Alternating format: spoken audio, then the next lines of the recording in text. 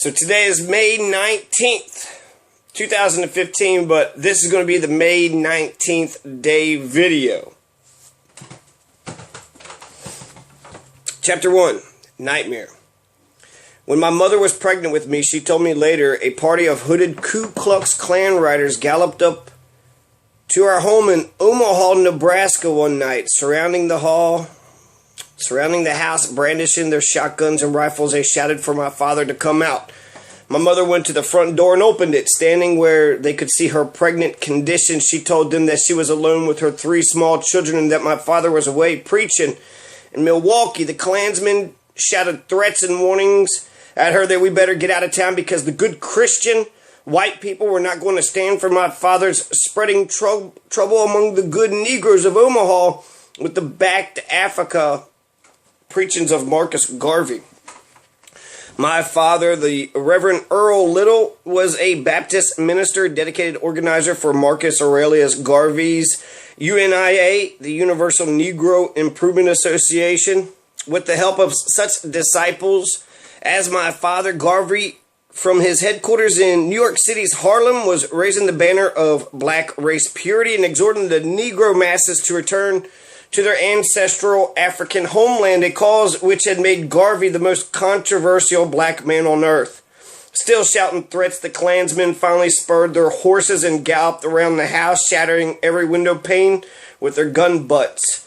Then they rode off into the night, their torches flaring as suddenly as they had come. My father was enraged when he returned. He decided to wait until I was born, which would be soon, and then the family would move. I am not sure why he made this decision, for he was not a frightened Negro, as most then were, and many still are today. My father was a big, 6'4", very black man. He had only one eye. How he had lost the other one, I have never known. He was from Reynolds, Georgia, where he had left school after the 3rd or maybe 4th grade. He believed, as did Marcus Garvey, that freedom, independence, and self-respect could never be achieved by the Negro in America, and therefore the Negro should leave America to the white man and return to his African land of origin. Among the reasons my father had decided to risk and dedicated his life to help disseminate this philosophy among his people was that he had seen 4 of his 6 brothers die by violence, 3 of them killed by white men, including 1 by lynching.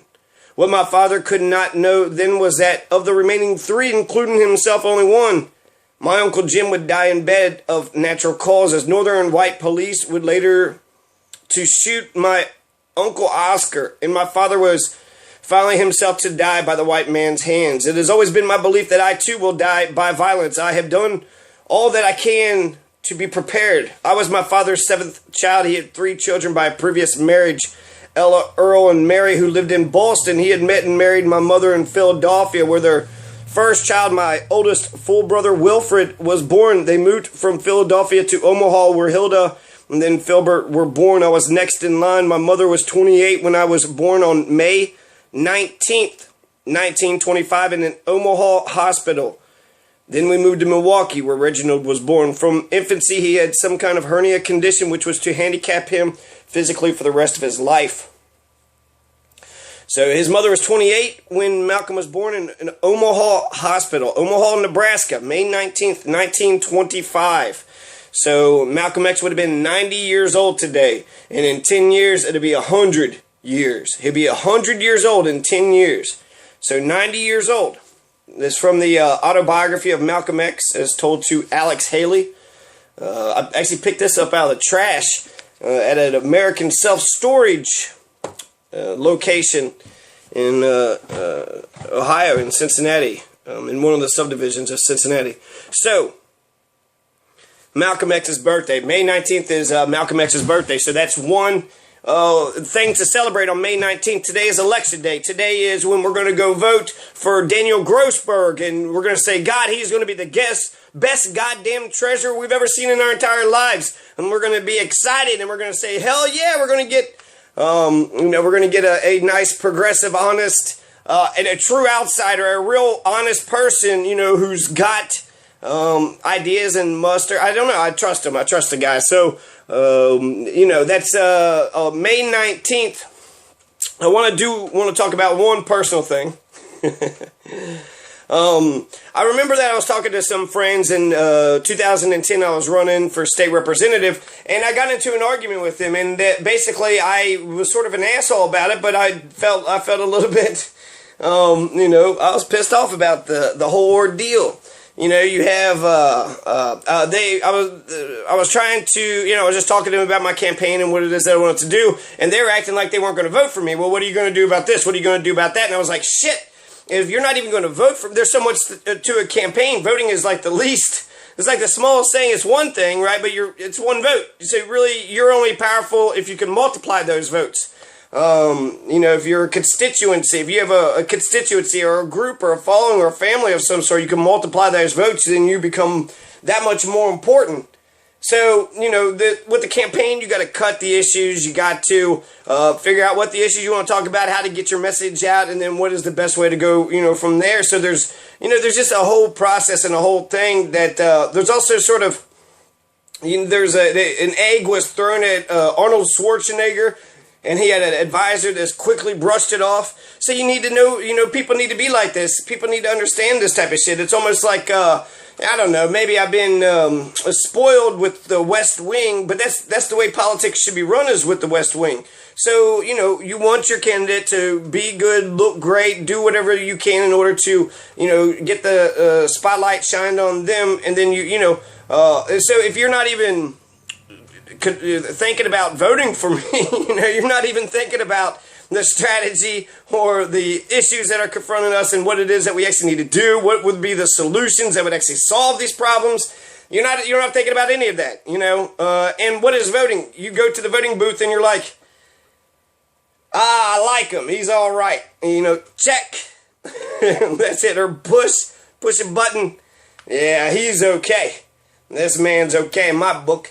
So that's it. That's not, that's like, no, it's something, okay? I'm not gonna, if you're thinking about voting for me and you're like, well, I don't know what he thinks about this, and so I'm gonna hold my vote back until I get this one thing. I would encourage you to do that. What do you want? Just talk to me. What do you want? You get a vote, that's true, and I want to be the people's governor, lieutenant governor, and so I want to, do the best that I can. So if you have a concern or a complaint, I want to be able to alleviate it as best as I can. I don't know if if you come up to me and you're like, what is your thoughts about the drug war? And I'm against prohibition, and you're like, well, hell yeah, you got my vote, then, I have won your vote over. But if you came up to me and you said, you're going to make sure you arrest even more of these, potheads and fuck their lives up, aren't you? And I would say no to that. So, it had to be a principled stance. It had to be something that I agree with. But I could always look into anything. There's these chemtrails that's going over here. What's that about? I'd like to find that out. Is there gold at Fort Knox? I'd like to find that out. All these radio waves going through our minds and our heads, the radio antennas and the, satellites and all the, sort of wireless technology. Can that be good for us? Is that causing cancer and some problems? I mean, I think it's possible that it could be. And so, that's, these are things that I could look at, as lieutenant governor.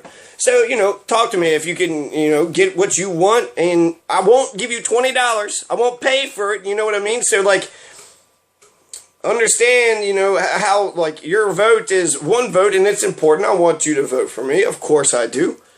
But if you're like, well, the only way I'll vote for you is if you're this and that, this, that, this, that, this. It's like, for one vote, look, I'm a progressive, so I believe in social spending. I don't believe in giving handouts or having a nanny state from the cradle to the grave. But I do believe that we should have life, okay? And then capitalism comes in after that. So I'm a social capitalist. And of course, that's how we're supposed to do it, right? We're supposed to sync capitalism and socialism together, not one or the other. Don't be fucking extremist. Capitalism ignores society, and communism ignores the individual. So let's do, some sort of social capitalism. Perfect. So yeah, go vote for me if you have any discussion. Talk to me, but jump on fucking board, man. Like my fucking statuses, say this or say that. Tell me the truth. Tell me what you're thinking. And if you just want to squabble over some fucking issue, okay, I'll argue and debate with you, but that's, I don't think it'll convince either one of us. It'll probably piss us both off. But that's, I don't know, that's one part of it. So yeah, May 19th. Okay, so it's Malcolm X's birthday. It's also, the other guy's birthday. The other guy that I wrote down, his name is Ho Chi Minh. It's Ho Chi Minh's birthday. So the winner of the Vietnam War, he was born May 19th, 1890. So I'm gonna go through all this. Hopefully this is less than an hour.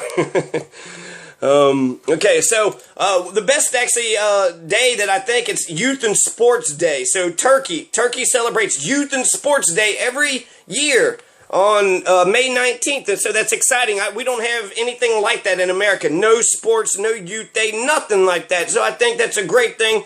Athletics, using your body, you know, having a workout, getting stronger. That just makes good sense. The Germans actually would bring gymnasiums in here whenever they immigrated into America, and where are they at? Where are the adult and gymnasiums? What do the adults do? You know, there's no like community center gymnasium sort of. You know, the penny tax would have been perfect for that.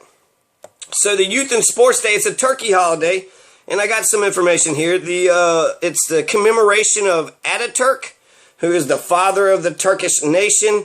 It's an annual Turkish national holiday celebrated on May 19th to commemorate Mustafa Kemal's landing at Samsun on May 19th, 1990, which is regarded as the beginning of the Turkish War of Independence in the official historiography. So the first gymnastics festival was held at the sport meadow of Katakoy İttihat Sports Union Club until 1915 by Erkek Mulium Mektebi Teachers College for Boys with Personal Enterprise. Okay, anyways, it's getting too complicated there for me. But Sports Day, sports and youth. You know, this has nothing to do, I'm not making a pro or I mean, they had the Armenian genocide. They don't even acknowledge that, Turkey. But I also know that Turkey is like the last bastion of the Ottoman Empire. It's gorgeous and beautiful. So it's like the most, I don't know, this Egyptian woman that I was talking to really wanted to go to Turkey. That was her dream place to go. Mustafa Kemal Ataturk, he was the first president of Turkey, a Turkish army officer, revolutionary, and first president of Turkey. Is credited with being the founder of the Republic of Turkey. His surname, Ataturk, meaning father of the Turks, was granted to him in 1934 and forbidden to any other person by the Turkish parliament. So, Mustafa Kemal Ataturk, the father of the Turks. He was a military officer during World War I. Following the defeat of the Ottoman Empire in World War I, he led the Turkish national movement in the Turkish War of Independence. Having established a provisional government in Ankara, he defeated the forces sent by the Allies. His military campaigns led to victory in the Turkish War of Independence. Ataturk then embarked upon a program of political, economic, and cultural reforms seeking to transform the former Ottoman Empire into a modern and secular nation-state. Under his leadership, thousands of new schools were built, primary education was made free and compulsory, and women were given equal civil and political rights, while the burden of taxation on peasants was reduced. His government also carried out by an extensive policy of Turkification. The principles of Ataturk's reforms upon which modern Turkey was established are referred to as Kemalism. Okay, anyways, that's the man who helped get this day established. He didn't know his birthday, and so he assigned his birthday to be the beginning of the revolution, or the beginning of the Turkish independence movement, which was May 19th. So happy Sports Day, happy Youth Day. Go do something, you know, go play a game of basketball. You know, I think that's a good way to celebrate Sports Day, right? I would love a basketball. I wish I had a basketball court. I got a basketball goal, but no court. I guess I got the road. I would need a goal. I just need a goal. Don't we all? Don't we all just need a goal? There's this Newspaper and Education International Day. I don't know what that's about, but that's May 19th also. It's 1536, Anne Boleyn, the second wife of King Henry VIII, was beheaded. And that's not, I don't know if that's, I'm glad we got rid of that bullshit, right? King Henry VIII, what a dick, beheaded his wife because he just wanted to, the Catholic Church says you're not allowed to get a divorce, so he just killed her. It's fucked up, dude. It's fucked up, man. And not all these are celebratory holidays. Some of these are day of mournings. And then some of them are just sort of fascinating events. I don't know. That's not a celebration. I'm not happy that Anne Boleyn died. And so I don't know what to actually do with that date. But all these, I'm going to throw all these up, and then hopefully, one or two get caught by the mainstream. And we'll actually start seeing some of these days turn into some real celebrations. And really, it's just us, right? We just making this shit up ourselves, So, the May 19th, 1780, there's dark at noon in New England, which was fascinating. They had no idea how that had happened. Just out of nowhere, at noontime, it was completely dark. Later on, they said that there was smoke and smog and clouds, and then that's what had made it completely dark. But people had to use candles throughout the day. They had no idea what was going on in 1780, right? So it probably scared the shit out of them, thought the apocalypse was upon them. And so, 1780, dark at noon. Happy dark at noon in New England. No, it's funny. May 19th, 1846, Robert Bailey Thomas who founded the Farmer's Almanac, had died. I don't know death dates. The Farmer's Almanac is pretty useful for weather patterns. May 19th events. In 1848, Mexico gives Texas to the United States in Polk's Mexican War, which he lied us into. So the Mexican War is over today. America successfully, took over a large fucking chunk of land from Mexico. And I guess today we're like, well, we did take it over by force and bloodshed a long time ago. So, come on. I think they have historical justification to try to take their land back, right? And they just have to be up against the U.S. military industrial complex, which isn't a good, that doesn't bode well for the Mexicans. But, I don't know. That's the original Native Americans. Texas is always, they're such assholes. Anyways. May 19th, 1856, Senator Charles Sumner. This is important because there's been lots of good white allies that have taken a stand and wind up getting, lynched, murdered, fucked over. And one of these guys was Senator Charles Sumner of Massachusetts. May 19th, 1856, 5 years before the Civil War began. He spoke out against slavery in a major speech called The Crime Against Kansas. And he made that speech on May 19th. Then 3 days later, May 22nd, he wound up getting caned by a Preston Brooks. And so why? What the fuck is, what was the Crime Against Kansas? What is this about? So, here we go. On May 19th, 1856, the temperature reached 90 degrees in the old Senate chamber, right? So scorching hot.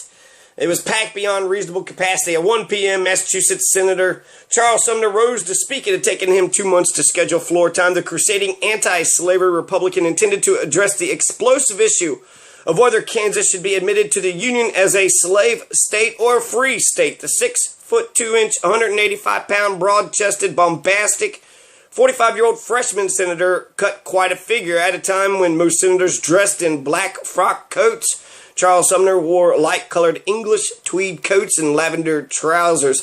He carefully wrote every word of the address in longhand and arranged for an advanced printed edition, 112 pages long. By the time he entered the chamber on May 19th, he had memorized every word of the address he entitled The Crime Against Kansas. Adopting the manner of a classical scholar lecturing slow-witted children, Sumner spoke for 5 hours. Over 2 days. He singled out 2 Democratic senators as principal culprits in this crime that supporters of slavery had perpetrated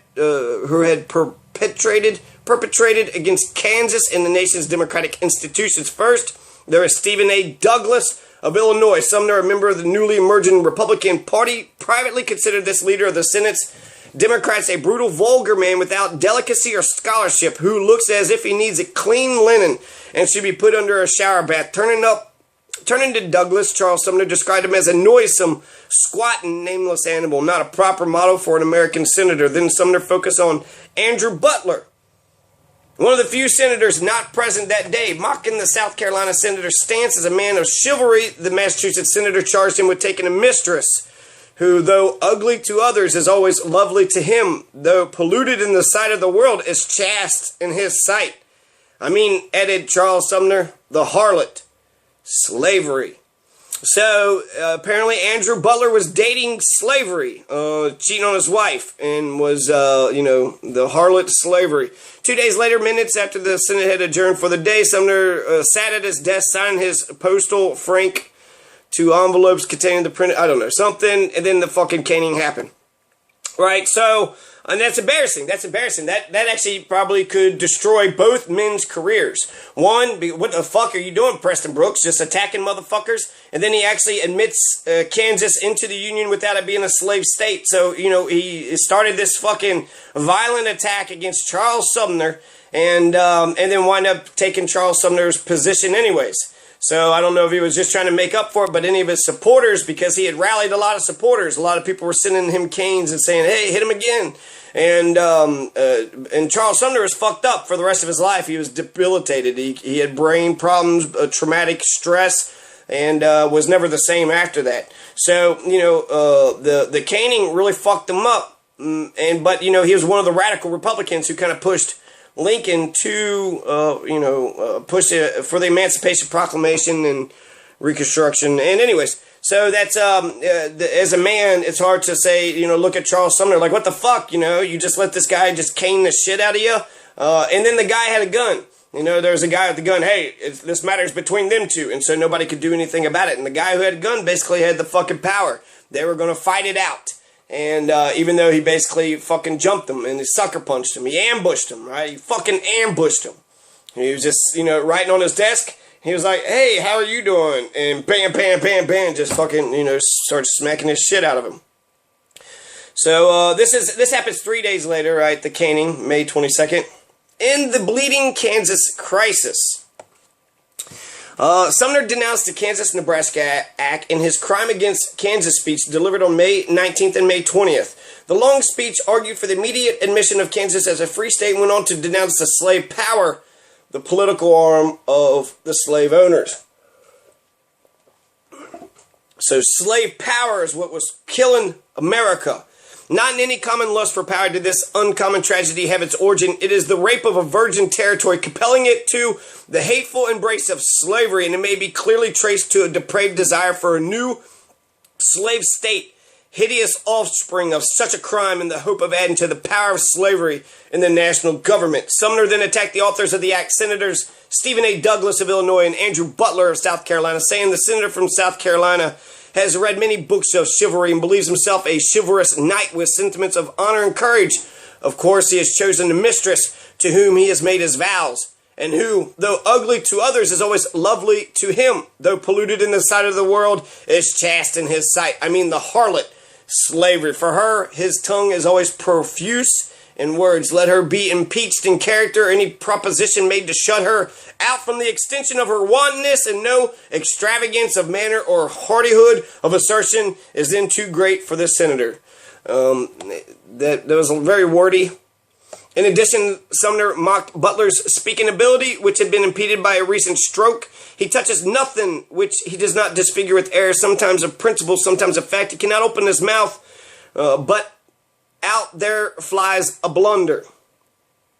So, whatever, he's making fun of them, but they're fucking pro-slavery people, and so you can't take a little bit of, a few attacks and shit, a few criticisms. It is important to note the sexual imagery that recurred throughout the oration, which was neither accidental nor without precedent. Abolitionists routinely accused slaveholders of maintaining slavery so they could engage in forcible sexual relations with their slaves. Douglas said during the debate that this damn fool is going to get himself killed by some other damn fool. So that's fucked up, right? That's, there are these racist fucking white supremacists, but ultimately they want to keep and maintain slavery just so they could rape their slaves, just so they could get free sex. And so that's why they had sexual imagery. Representative Preston Brooks, Butler's cousin, was infuriated. He later said that he intended to challenge Charles Sumner to a duel and consulted with fellow South Carolina Representative Lawrence M. Keat on dueling etiquette. Keat told him that the dueling was for gentlemen of equal social standing and that Sumner was no better than a drunkard due to the supposedly coarse language he had used during his speech. Brooks said he concluded that since Sumner was no gentleman, it would be more appropriate to beat him with his cane. 2 days later, in the afternoon of May 22nd, Brooks entered the Senate chamber with Keitt and another ally, Congressman Henry A. Edmondson. They waited for the galleries to clear, especially concerned that there be no ladies present to witness what Brooks intended to do. So you could beat the shit out of somebody, but not in front of a lady. That's their morality right there. Southern gentlemen, right? That's so gentlemanly. They don't have to see the crimes you're about to commit. He's always been nice to me. I don't know. I mean, you said he beat the shit out of you. Never beat the... So, Mr. Sumner, I've read your speech twice over carefully as a libel in South Carolina. Mr. Butler, who's a relative of mine, Brooks calmly announced in a low voice as Sumner began to stand up. Brooks beat Sumner severely on the head. So, as soon as he stands up, right, that's when he beat the fuck out of him. So, he didn't even give him a chance. He beat Sumner severely on the head before he could reach his feet, using a thick gutta percha cane with the gold head. The force of the blows so shocked Sumner that he lost his sight immediately. I no longer saw my assailant nor any other person or object in the room. What I did afterwards was done almost unconsciously, acting under the instincts of self-defense. Sumner was knocked down and trapped under the heavy desk, which was bolted to the floor, but Brooks continued to strike Sumner until Sumner ripped the desk from the floor in an effort to escape. By this time, Sumner was blinded by his own blood. He staggered up the aisle and, arms outstretched, vainly attempted to defend himself, but then he was even a larger and easier target for Brooks, who continued to beat him across the head, face, and shoulders to the full extent of my power. Brooks didn't stop when his cane snapped. He continued thrashing Sumner with the piece which held the gold head. Sumner stumbled and reeled convulsively. "Oh, Lord," he gasped. Oh, near the end of the attack, Sumner collapsed unconscious. Although shortly before he succumbed, he bellowed like a calf, according to Brooks. Brooks grabbed the falling Sumner, held him up by the lapel on one hand, and continued to lash out at him with the other. Several other senators and representatives attempted to help Sumner, but were blocked by Edmondson, who yelled at the spectators to leave Brooks and Sumner alone. And Keitt, who brandished his own cane and a pistol, shouted, "Let them be. Let them alone, goddamn you. Let them alone." Senator John J. Crittenden attempted to intervene and pleaded with Brooks not to kill Sumner. Senator Robert Toombs then interceded for Crittenden, telling Keitt not to attack someone who was not a party to the dispute, though Toombs also indicated later that he had no issue with Brooks beating Sumner and, in fact, approved of it. Alright, so anyways, just for saying slavery is bullshit and we shouldn't have slavery in Kansas, and fuck you, right? You're raping your fucking slaves, you nasty fucking perverts. And how dare you? You know, they called him an animal, and then they called each other animals, and then they beat the shit out of him. You know, and there's a, you know, that didn't help the relations between North and South. And then eventually the good people won. So that happened May 19th. The crime against Kansas. In 1857, May 19th, William Francis Channing and Moses G. Farmer patents electric fire alarm. So there are fire alarms in 1857, right before the beginning of the Civil War. 1863, the Siege of Vicksburg. Investment of city complete. So the Siege of Vicksburg, when you combine the Siege of Vicksburg with the Gettysburg, the Battle of Gettysburg, those both represent the turning point of the Civil War. So that happened this May 18th to July 4th was a final major artillery action in the Vicksburg campaign of the American Civil War. In a series of maneuvers, Union Major General Ulysses S. Grant and his Army of the Tennessee crossed the Mississippi River and drove the Confederate Army of Vicksburg, led by Lieutenant General John C. Pemberton, into the defensive lines surrounding the fortress city of Vicksburg, Mississippi. Vicksburg was the last major Confederate stronghold on the Mississippi River. Therefore, capturing it completed the second part of the Northern strategy, the Anaconda Plan. Take the fucking Mississippi. Then you split the South in two. So between that and the Gettysburg battle, General Lee just defeated at Gettysburg. It was a turning point of the war. It cut off the states of Arkansas, Louisiana, and Texas from the rest of the Confederacy, as well as communication with Confederate forces in the Trans-Mississippi Department for the remainder of the war. So Mississippi River too, all that transport. You can get some French arms, right? You can do a lot with the river. The Siege of Vicksburg, right? So that happened on May 18th. So maybe this is better to be celebrated yesterday But it goes on until, the 4th. So it goes on for a month. Yeah, so we would have to look at the exact moment. And it says here the federal assaults of May 19 damaged Union morale, deflating the confidence. So it seems like they ordered the attack on the 19th. They were set up, ready to fight. I don't see where it says the day before, so I'm going to go with the 19th. That's when the siege of Vicksburg, Mississippi, began. So, May 19th, right? The turning point for the Civil War. The South had them. The South was at least neck and neck. But after the siege of Vicksburg and the Battle of Gettysburg, Confederates started wetting themselves, pissing all over them, crap, just scared to death, crying, "Oh my God, what have we done? We just wanted to keep our slaves. Don't be so mean."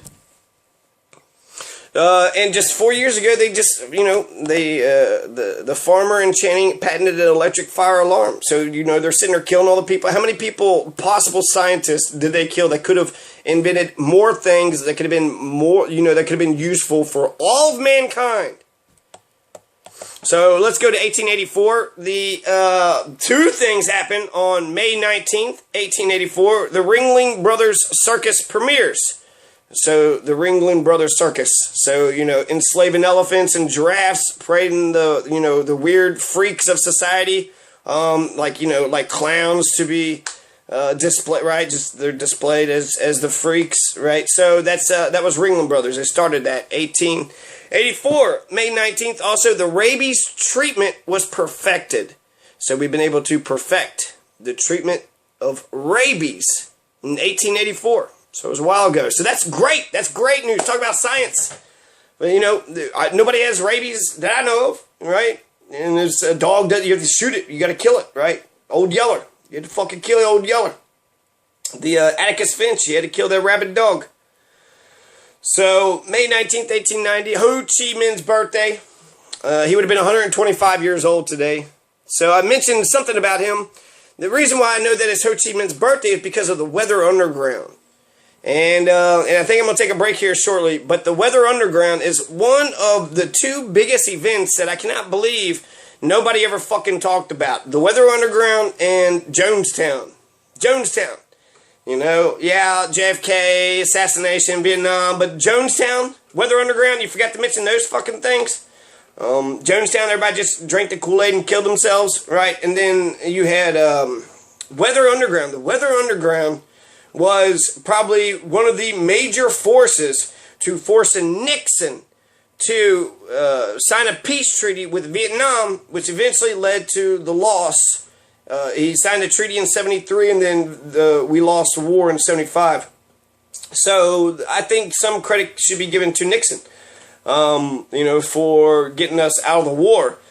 Essentially, us losing, they invaded and took over South Vietnam, and sort of, we weren't paying attention, and took it over. So that's how they won, but that's not,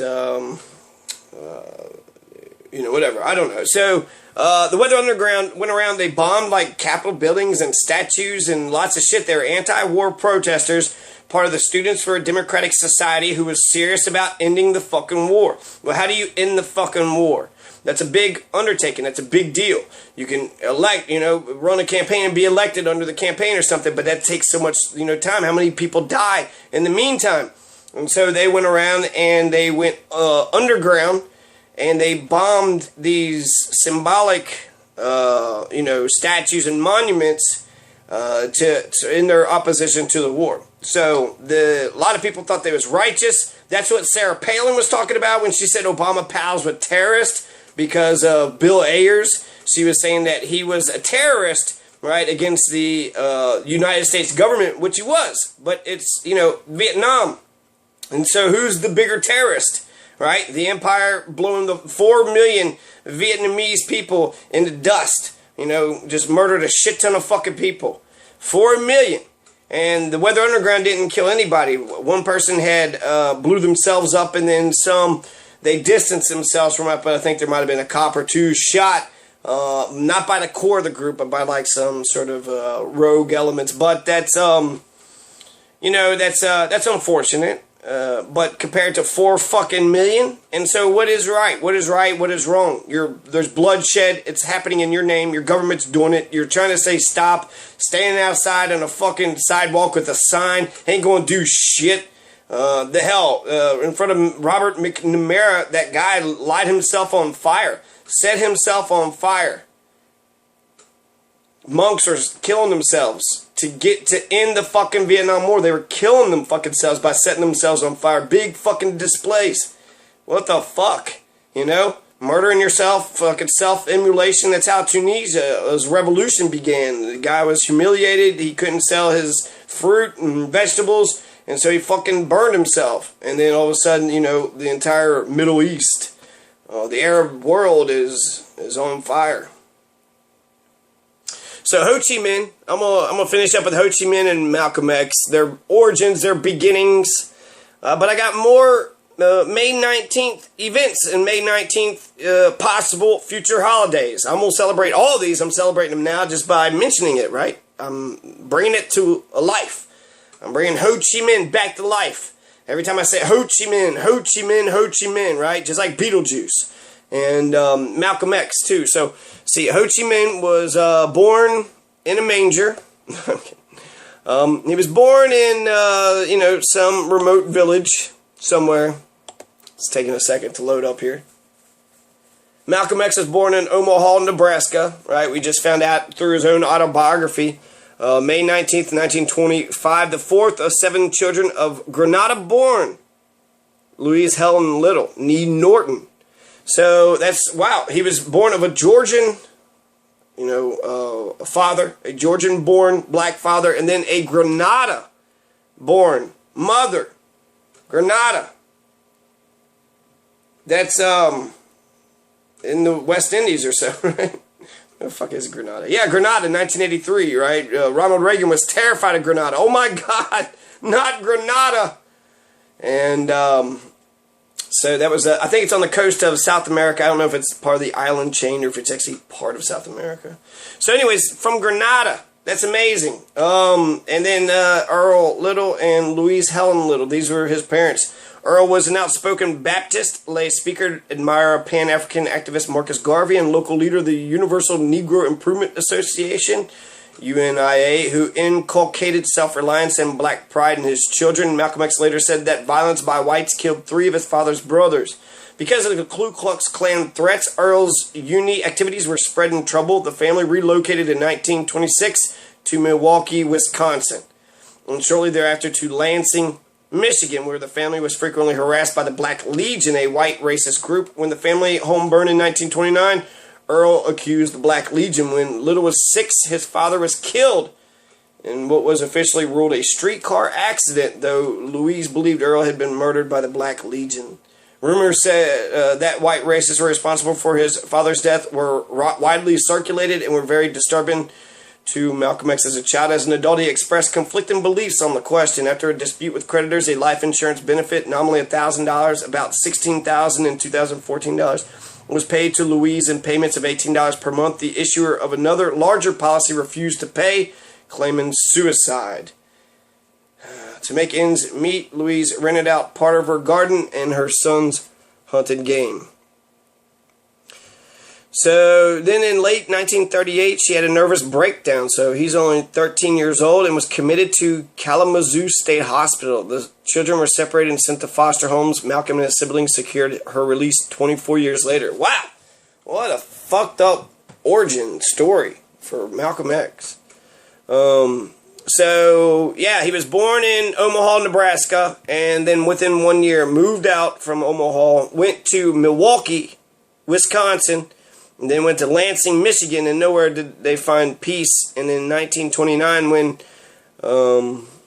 he was 4, they burned down the house, and then when he was 6, his father was killed in a streetcar accident. So I don't understand how you could say suicide or maybe murder, but a streetcar accident, that's not a fucking suicide, it's an accident. And then his mother goes to the Kalamazoo State Hospital, fucking crazy. She goes to the, she goes fucking nuts. She loses her goddamn mind and is instituted in a crazy mental ward, right? She's a nut job. She's fucking loony. Cuckoo for Cocoa Puffs. So Malcolm X's birth site, there's a big, sort of a come to Malcolm X's birth site, Omaha. That's actually kind of like Lincoln's birth site. I was thinking too, with the 1 year, that's sort of how I was. My first year of life was in Boone County on Camp Ernest Road. Camp Ernst, E-R-N-S-T, not Ernest, Ernst, Camp Ernst. And so I was there on Camp Ernst Road for a day, and or for a year, and then eventually in Gent, Gallatin, and then third grade I went to Grant County, and then I went to Florida, and Gent was where I spent the majority of my childhood, but from a few years when I was a kid, and then from 8th to the 12th grade, 5 years, my formidable years, right? And then I had, I become a nomad and just started wandering around, preaching the gospel and the good word, and how praise be his name. The second coming is upon us, and you need to repent and put away the pork. And I don't know. Okay, so the Ho Chi Minh, originally Nguyen That Thanh, was born on May 19th, 1890 in Hoag True in central Vietnam. Vietnam was in a French colony known as French Indochina, but under the nominal rule of an emperor. Ho's father worked at the imperial court, but was dismissed for criticizing the French colonial power. In 1911, Ho took a job on a French ship and traveled widely. He lived in London and Paris and was a founding member of the French Communist Party. In 1923, visited Moscow for training at Comintern. So anyways, May 19th, 1890, in Hoag True in central Vietnam. In the middle, right? Of course he's going to bring it together. Vietnam was in a French colony. So the French were occupying it first, and then eventually we started occupying it, to, I guess, help the fucking French. The French tried to colonize America first, and then Britain kicked the French out, and then we kicked the British out, and then, murdered all, and then, okay, you know the story of America. So, the early life of Ho Chi Minh, he was born Nguyen Sin Kung, or Nguyen Sin Kung, is in the village of Hoang Tru, his mother's village. From 1895, he grew up in his father Nguyen Sin Soc's village of Lang Sin. Kim Ling Nam Dan, Nighe on the province. He had 3 siblings. His sister Bak Lin, or Nguyen Thai Yin, a clerk in the French army. His brother Nguyen Sin Kaim, a geomancer and traditional herbalist. Okay. So, Ho Chi Minh, that's when he was born. This is May 19th, right? In 1890, in the Nguyen An province in central Vietnam. In the middle of Vietnam, central Vietnam. Nguyen An, the city, had been the center of resistance to the 1,000-year Chinese control of Vietnam from 111 BCE to 939 CE. In the Ming Dynasty in the 15th century, many of the leaders of the opposition to French control in the late 19th and early 20th centuries also came from the province. Ho's father, Nguyen Sin Huy, educated to pass the civil service exam and worked for the government. He eventually resigned in protest against French involvement in Vietnamese affairs. When Ho was 10 years old, his mother died while giving birth. Ho had 2 older siblings, a sister named Than and a brother named Kim. So, Ho Chi Minh killed his fucking mother. He killed his fucking mother. He didn't kill her, but she died during childbirth. And that's, pretty sad. So he grew up without a mother, right? Ho's opposition to colonialism, the rule of an area and its people by another country, began at the age of 9 when he worked as a messenger for an anti-colonial organization. His father also introduced him to several revolutionaries. Ho went on to attend the National Academy in Hue, Vietnam, dismissed from the academy after taking part in protest against the French in 1908. He traveled to southern Vietnam in 1909 and worked briefly as a school teacher. Ho signed on as a cook with the French steamship company in 1911 at sea for 2 years. He visited ports and did some other things. So, Ho Chi Minh. Happy birthday, Ho Chi Minh. Happy birthday, Malcolm X. And we're going to be talking about some more coming up. Jose Julian Martí Perez is going to be killed because he's a Cuban revolutionary. You got the Ballad of Reading Gaol. So Oscar Wilde was thrown in prison for having, homosexual tendencies, for the same crimes that Mitch McConnell was accused of in Fort Knox. But in 1895, if they thought you were gay, they threw you in prison in 2 years of hard labor. And in fact, Alan Turing, they chemically castrated him. He, one of the founders of the internet. And they thought he was homosexual, and it was illegal to be homosexual. So they chemically fucking castrated him. Made him drink some shit, and he just wasn't the fucking same after that. They took away his manhood. They took away his testosterone producing parts. And so, he killed himself. That's how he invented the internet, and that wasn't fucking good enough. Homophobic, fucking bigoted, prejudiced people, I just don't fucking get them. I don't get them. So anyways, May 19th, go vote. If, why vote Republican when you could just vote Democrat? And there's only one Democrat, one progressive Democrat, one true Democrat on the ballot. Jeff Young, John Masters, May 19th, 2015. You got till 6 p.m. If you can't vote, get somebody else to vote. Then you replace your vote with someone else. And get lots of people to vote, right? Get caravans, lots of people to go vote. Tell your neighbor, tell your friends. Get as many people, multiply your power. Just get one motherfucker to vote. I'm going to get one motherfucker to vote, at least. Today. And then hopefully, and then I'll get another one, and then they get it one, and then, it just becomes a fucking snowball. And it doesn't stop, and we achieve victory, and we finally get freedom for the poor, freedom for ourselves, and fucking throw them bureaucrats back into hell, back into Washington, where they belong, and then nail them up. You got to stop with the oppression, stop with the taxes, taxation without representation.